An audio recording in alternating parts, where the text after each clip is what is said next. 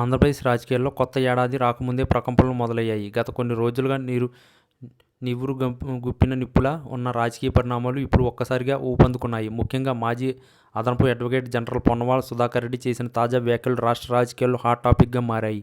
ముఖ్యమంత్రి చంద్రబాబు నాయుడు బెయిల్ రద్దు చేయించడమే లక్ష్యంగా ఆయన అడుగులు వేస్తున్నట్లు స్పష్టమవుతుంది. స్కిల్ డెవలప్మెంట్ కేసులో చంద్రబాబుకు వచ్చిన బెయిల్ నిబంధనలను ఆయన ఉల్లంఘిస్తున్నారని పొన్నవాల సుధాకర్ ప్రధానంగా ఆరోపిస్తున్నారు. ప్రస్తుత ప్రభుత్వం అధికారంలోకి వచ్చిన తర్వాత చంద్రబాబుపై ఉన్న పాత కేసులన్నింటినీ ఒక్కొక్కటిగా క్లోజ్ చేసుకుంటున్నారని పొన్నవాళ్ళు ధ్వజమెత్తుతున్నారు. కేవలం రాజకీయ అధికారాన్ని అడ్డం పెట్టుకుని సిఐడి ద్వారా క్లోజర్ రిపోర్టులను దాఖలు చేయించడం చట్టవిరుద్ధమని ఆయన వాదిస్తున్నారు. గతంలో సిఐడి అధికారులు వందలాది మంది సాక్షులను విచారించి ఆధారాలు సేకరించిన కేసులను ఇప్పుడు ఏ సాక్ష్యాలు లేవని కొట్టేయడం వెనుక వ్యవస్థల దుర్వినియోగం ఉందనేది ఆయన ప్రధాన విమర్శ. ఈ క్రమంలో ఆయన దేశ అత్యున్నత న్యాయస్థానమైన సుప్రీంకోర్టును ఆశ్రయించడానికి సిద్ధమయ్యారు.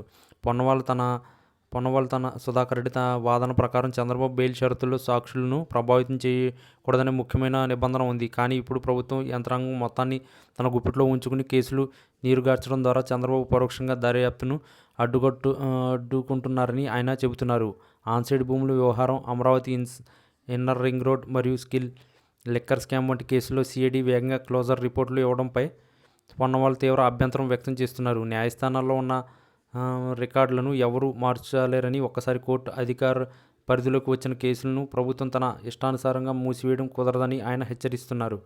మరోవైపు ఈ పరిణామాలు తెలుగుదేశం పార్టీలో కూడా చర్చకు దారితీశాయి. ప్రభుత్వంపై ఒక వరద జల్లడమే పొన్నవాళ్ళు ఇలాంటి ప్రయత్నాలు చేస్తున్నారని ఆ పార్టీ నేతలు కొట్టిపారేస్తున్నారు. గత ప్రభుత్వ హయాంలో అక్రమంగా పెట్టిన కేసుల నుంచి విముక్తి పొందడం చట్టబద్ధమైన ప్రక్రియనని వారు వాదిస్తున్నారు. అయితే పొన్నవాళ్ళు మాత్రం పట్టువదలకుండా విక్రమార్కుల్లా ఆయన పోరాటాన్ని సిద్ధమవడంతో ఈ వ్యవహారం మున్ముందును ఎట్లు దారితీస్తుందన్న ఆసక్తి అందరిలో నెలకొంది. కొత్త సంవత్సరం ప్రారంభానికి ముందే సుప్రీంకోర్టులో ఈ పిటిషన్ దాఖలు చేసే అవకాశం ఉన్నట్లు తెలుస్తుంది. ఒకవేళ పొన్నవాళ్ళు ఆరోపణలను కోర్టు పరిగణలోకి తీసుకుంటే చంద్రబాబుకు ఇబ్బందులు తప్పకపోవచ్చు. దర్యాప్తు సంస్థలు నివేదికలను కోర్టు ఏ విధంగా విశ్లేషిస్తుందని దానిపై చంద్రబాబు బెయిల్ భవిష్యత్తు ఆధారపడి ఉంది. రాజకీయ చదరంగంలో ఈ న్యాయ పోరాటం ఒక కీలక మలుపుగా మారబోతుంది.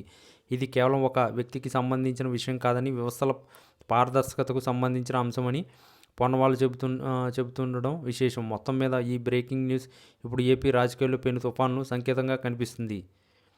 ఈ వీడియో కనుక మీకు నచ్చినట్లయితే please like, share and subscribe channel. మరిన్ని వీడియోస్ కోసం మా ఛానల్ని సబ్స్క్రైబ్ చేయడం మాత్రం మర్చిపోకండి. మీ ఫ్రెండ్స్, ఫ్యామిలీస్ కూడా ఈ వీడియోని షేర్ చేయండి.